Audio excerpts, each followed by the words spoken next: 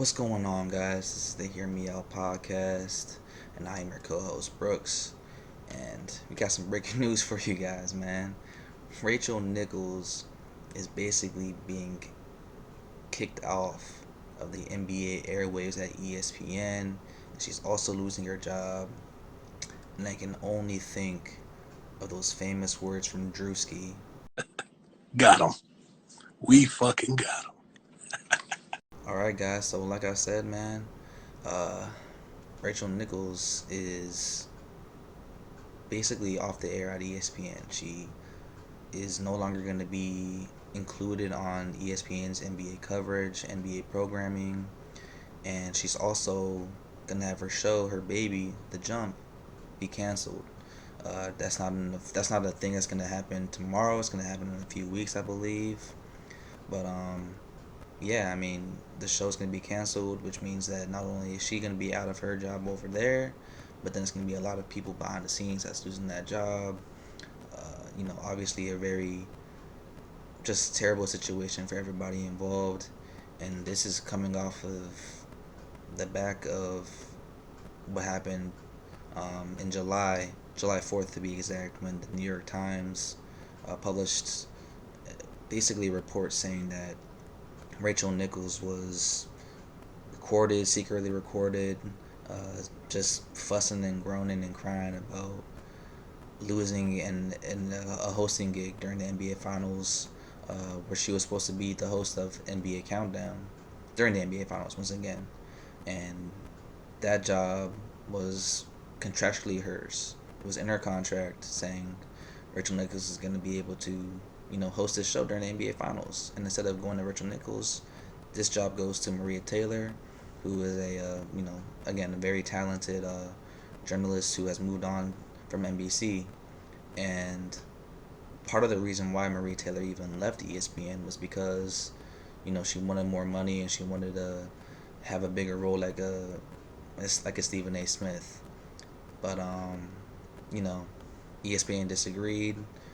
It originally lowballed her, kind of gave it up, kind of put up some more money after this article comes out.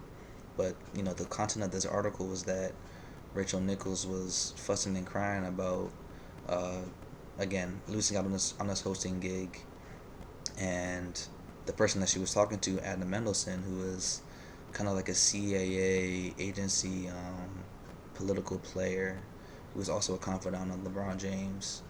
She was just saying to him, like, if you want to correct your spotty record talking about ESPN, you can go ahead and do that, but don't do that with my job. Don't take away an opportunity from me. Don't give it to somebody else. Just let me have it. And she was talking about Maria Taylor, and some people, me myself included, were basically seeing that as a thing of, oh, how dare you give my job away to this black woman? This is like a diversity thing. This is like an affirmative action thing. Blah blah blah blah blah. And this, and again, it's like a huge hit to the ego, because it's a huge hit to the ego. It's just a very hurtful thing to say, especially to just any person of color. Black, brown, native, Asian, whatever it may be, because we all work hard for these opportunities, and you don't want to be disrespected. You don't want to be degraded, any of those things, because everybody, you have to work hard for these opportunities, sometimes 10 times harder. So Rachel Nichols basically put her foot in her mouth by saying these things. Even said something about the Me Too movement and the Black Lives Matter movement, not the political organization, but the movement itself.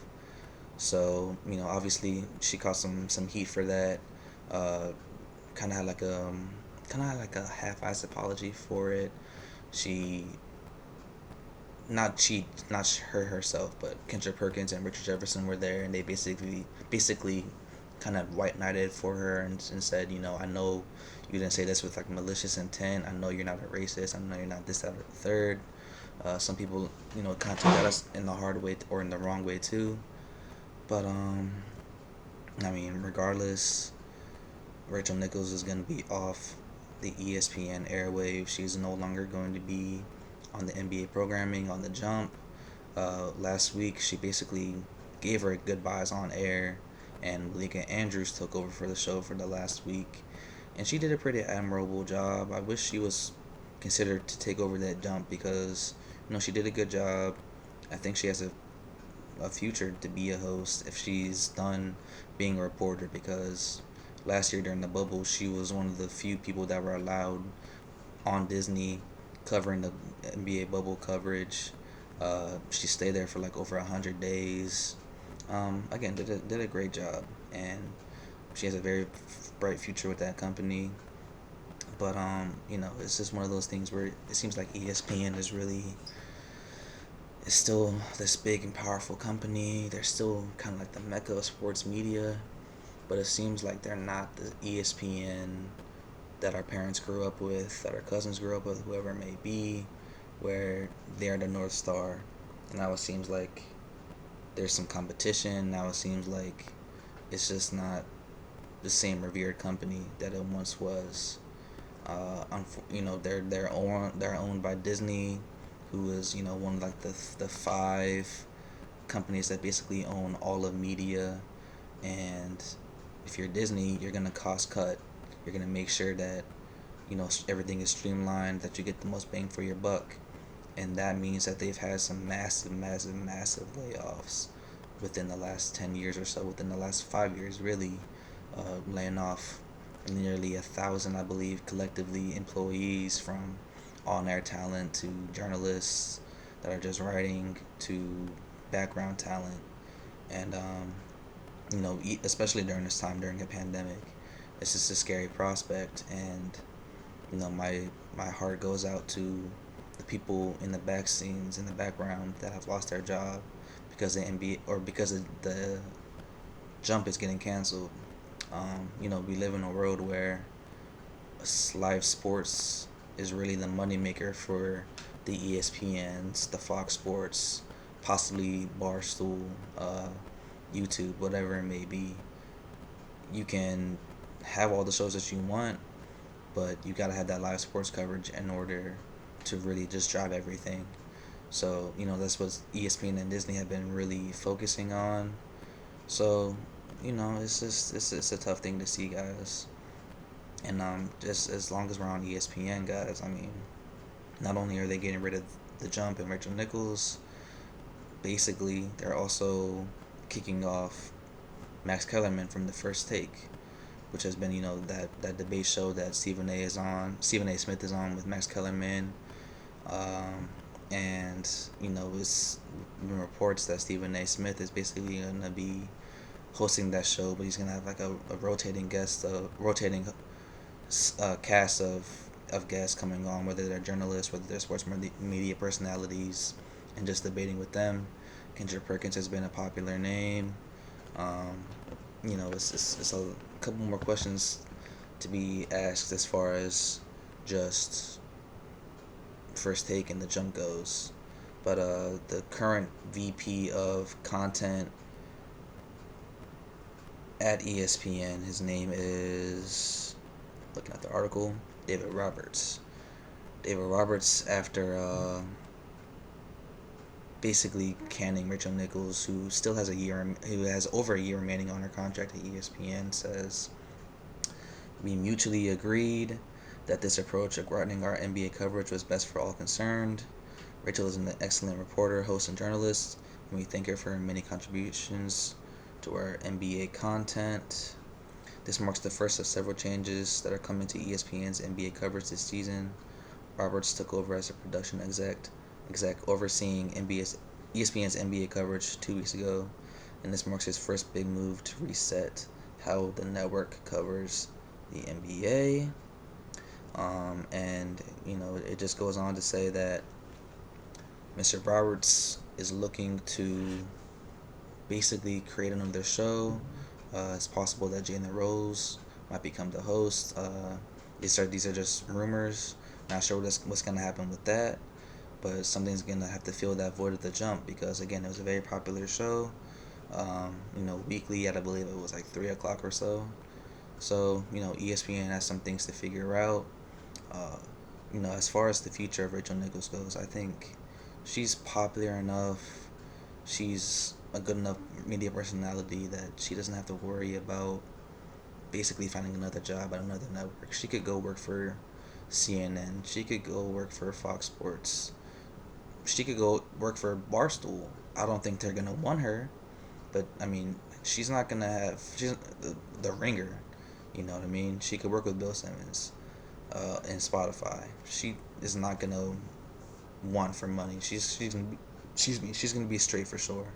Um, Shit, she can even go like Jamel Hill has, and Dan Lebitard, Bill Simmons, Jamel. Did I say Jamel? I think so. Owning their own production company. Carrie Champion is a part of that as well. Um, owning your own production company, doing your own podcast, selling it to DraftKings or The Ringer, Spotify, whatever, you know, and do pretty well, and maybe even sell it for a couple $100 million. Um, Leaving ESPN isn't the death sentence that it used to be. You don't have to worry about oh you don't have to worry about I'm off of ESPN. What do I do now? There's a plethora of things that you can do now. You can again get your own podcast. You can get into production. You can get on YouTube and host your own huge YouTube show. There's a bunch of things that you can do now. It's not just a death sentence. So I'm looking forward to what she does. This is just, I guess, just another consequence of not believing that every camera, not every mic is hot. And my best wishes to her. My best wishes to the people that have lost their jobs in the background, because it's a really tough world out here, guys. Me personally, I've been looking for a sports writer job for the last year, and I only had a handful of interviews, so I can imagine that it's much harder when you're not a writer. So, good luck to them, and guys, thank you so much for listening to this watching this video, I should say, and make sure to like, subscribe, comment, hit the notification bell, and be safe, guys. Love you all. We are about. Bye.